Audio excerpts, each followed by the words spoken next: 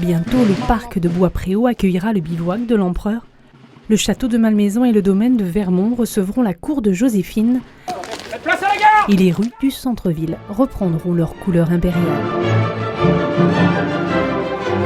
Uniques en Europe, ces espaces militaires, de cours et de vie quotidienne, mis en place lors du premier jubilé impérial en 2012, sont à nouveau reconstitués pour la deuxième édition de cet événement en septembre 2014 avec quelques nouveautés.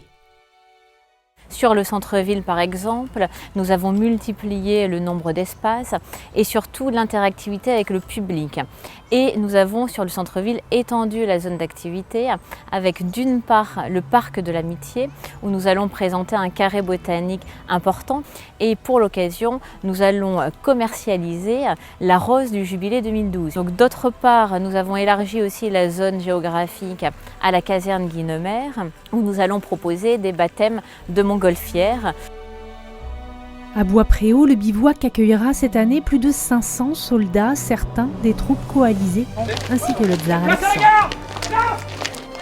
Au domaine de Vermont, l'acte de mariage de Napoléon et Joséphine, signé le 8 mars 1796, sera exceptionnellement mis aux enchères. À vous, monsieur, Durant le week-end des 20 et 21 septembre, une grande parade inaugurale, un bal d'Empire place Jean Jaurès, ou encore un feu d'artifice au parc de Bois-Préau seront proposés au public, un public qui avait plébiscité la première édition de ce jubilé. 60 000 spectateurs s'étaient déplacés. Alors au-delà d'être un intérêt d'Hervélois, je pense que c'est véritablement un événement qui touche aussi l'ensemble de la population. Nous avions eu en 2012 des gens qui venaient de toute l'Europe.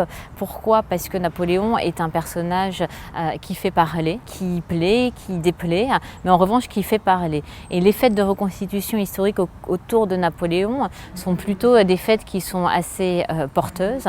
Le costume est assez élégant. Sachez enfin qu'autour de Napoléon et Joséphine, 6 expositions seront lancées durant ce jubilé 2014 à la médiathèque, au théâtre André Malraux et dans les centres culturels avec notamment cette aventure originale, ludique et audacieuse menée par l'Empire des Legos dès le 19 septembre à l'atelier Grognard.